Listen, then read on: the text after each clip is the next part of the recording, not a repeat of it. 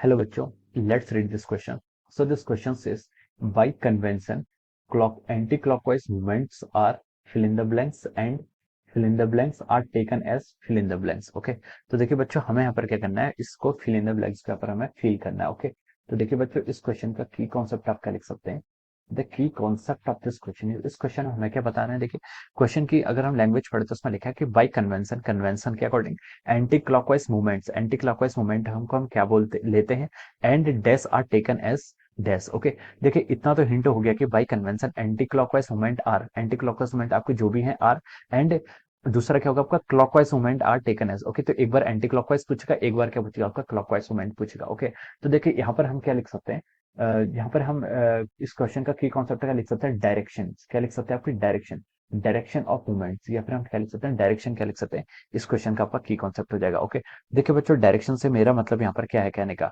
मान लीजिए आपको क्या है, देखिए मान लीजिए आपका यहाँ पर क्या है, कोई एक बॉडी है, आपकी बॉडी क्या कर रही है, आपकी क्या है, मान लीजिए कोई रॉड है, this is a rod, this is a rod, क्या आपकी क्या है, कोई रॉड है, दिस इज ए रॉड, ये आपकी क्या है, कोई रॉड है. ओके, इस रॉड को मैंने इसके अबाउट क्या कर रहा है, यहाँ पर हिंज कर रखा है, इस रॉड को मैंने क्या कर रखा है, इसके अबाउट क्या कर रखा है, हिंज कर रखा है. ओके, तो देखिए बच्चों अब इस रॉड पर आपका फोर्स एक्ट कर रहा है, दिस इज अ फोर्स, एक फोर्स यहाँ पर F1 फोर्स आपका यहाँ पर एक्ट कर रहा है, और एक फोर्स आपका F2 फोर्स क्या कर रहा है, इस डायरेक्शन में यहाँ पर एक्ट कर रहा है, in the perpendicular to their length, perpendicular to their length क्या कर रहा है, एक फोर्स आपका यहाँ पर एक्ट कर रहा है. ओके, और मान लीजिए ये जो डिस्टेंस है यहाँ से यहाँ तक की हिंज से लेकर, यानी कि इस एक्सेस के अबाउट रोटेट कर रहा है, तो यहाँ से एक्सेस से जो R1 डिस्टेंस है, और ये डिस्टेंस आपकी कितनी है, R2 डिस्टेंस है, this distance is our R2 distance. Okay, और अगर मुझसे पूछा कि देखिए मुझसे पूछा कि यहाँ पर नेट टॉर्क मुझे बताना है, यहाँ पर क्या बताना है मुझे, यहाँ पर मुझे नेट टॉर्क क्या करना है, फाइंड आउट करके बताना है. ओके, तो देखिए बच्चों नेट टॉर्क को हम कैसे डिफाइन करते हैं, पहले हम टॉर्क को कैसे डिफाइन करते हैं, टॉर्क को हम डिफाइन करते हैं आपका R vector cross of our F vector. Okay,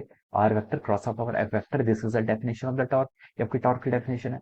अब देखिए यहाँ पर आप मान लीजिए इस पॉइंट को आपने ए पॉइंट बोल दिया, और इस पॉइंट को आपने क्या बोल दिया, बी पॉइंट बोल दिया, इसके जो एंड है, इन एंड को मैंने ए पॉइंट और बी पॉइंट बोल दिया. ओके, अब देखिए ए पॉइंट पर अगर हम देखें, यहाँ पर हम टॉर्क फाइंड आउट करें, तो टॉर्क क्या हो जाएगा आपका R vector cross F vector हो जाएगा. ओके, तो देखिए अगर आप यहाँ पर R vector cross F vector करेंगे, ठीक है, तो देखिए आर एंड एफ तो एक दूसरे के परपेंडिकुलर है, तो हम यहाँ से लिख सकते हैं जो टॉर्क होगा, जो आपका मैग्नीट्यूड ऑफ टॉर्क होगा वो आपके आर एफ के इक्वल आएगा, because theta is the 90 between, theta क्या होगा यहाँ पर आपका 90 हो जाएगा, क्योंकि फोर्स आपके perpendicular to the length act कर रहा है. ओके, तो टॉर्क का जो मैग्नीट्यूड होगा वो आपके आर एफ के इक्वल होगा. ओके, अब देखिए आर कितनी है, R1 है, और एफ कितना है आपका, फोर्स F1 है, तो हम लिख सकते हैं कि ये आपका कितना हो गया, आपका टॉर्क हो गया आपका R1 F1 eight point A point पर आपका इतना टॉर्क हो जाएगा, कितना आपका R1 F1. ओके, अब देखिए ये टॉर्क की डायरेक्शन क्या होगी, इस टॉर्क की अगर हम डायरेक्शन फाइंड आउट करेंगे, तो देखिए आपको क्या करना है, R vector cross F vector करना है. ओके, तो R vector cross F vector करेंगे, तो जो इस टॉर्क की डायरेक्शन आ रही है वो क्या आ रही है आपकी, क्लॉकवाइज डायरेक्शन में आ रही है, यानी कि देखिए इस डायरेक्शन में आपकी पॉइंट कर रहा है. ओके,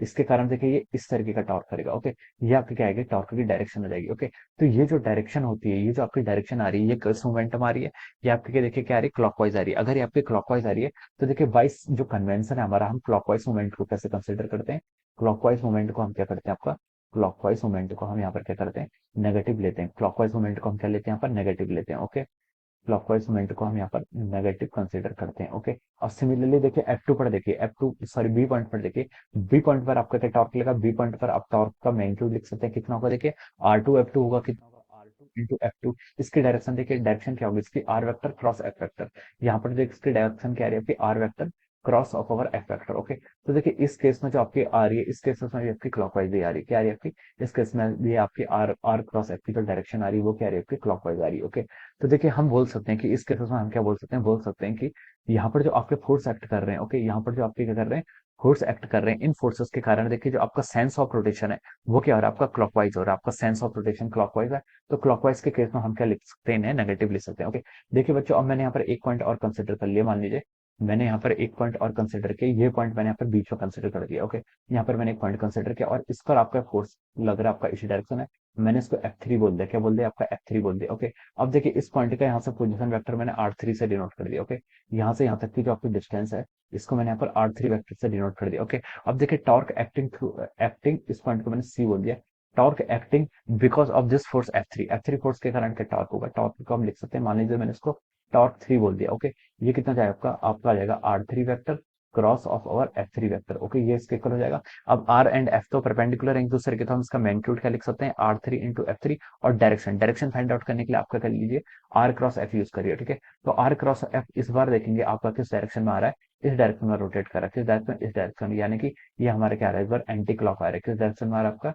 एंटी क्लॉकवाइज डायरेक्शन में आ रहा है। ओके, तो देखिए बच्चे, जो आपका एंटी क्लॉकवाइज वाला जो डायरेक्शन होता है उसे हम क्या लेते हैं, उसे हम क्या करते हैं, पॉजिटिव कंसिडर करते हैं। क्या करते हैं उसे, पॉजिटिव कंसिडर करते हैं। यानी कि अगर मैं यहाँ पर नेट टॉर्क फाइंड आउट करूं, net torque about this O point जिसके अबाउट हमने हिंज किया है, तो नेट टॉर्क अगर मुझे लिखना होगा तो देखिए सबसे पहले टी के कारण क्या आ रहा है आपका, टी के कारण आपका क्या आ रहा है, क्लॉकवाइज आ रहा है, तो उसे नेगेटिव ले लूंगा, कितना, minus of R1 F1। Okay, फिर मैंने देखिए फिर मैंने आपका बी पॉइंट पर गया, बी पॉइंट पर आपका क्या आ रहा है, R2 F2 आ रहा है, किस डायरेक्शन में आ रहा है आपका, अब वो भी आपका क्लॉकवाइज डायरेक्शन में आ रहा है, तो मैं इसको भी क्या ले लूंगा, नेगेटिव ले लूंगा, R2 F2।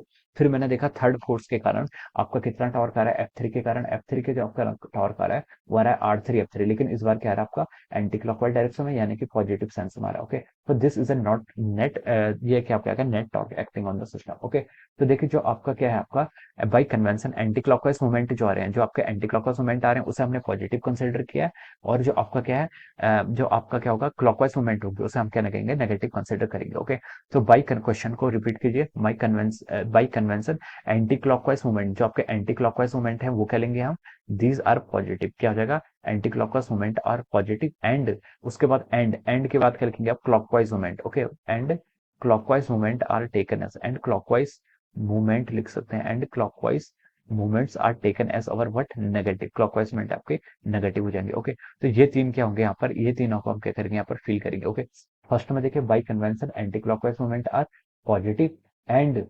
Clockwise movement are taken as negative. Okay, तो ये क्या हो जाएगा, इस क्वेश्चन का आपका फाइनल आंसर हो जाएगा। Okay, so this is the answer of this question, ये आपके फिल इन द ब्लैंक्स आप यहाँ पर क्या करेंगे, फिल करेंगे। Okay, so this is the answer of this question. Okay, so I hope you all understood this concept. All the best and thank you.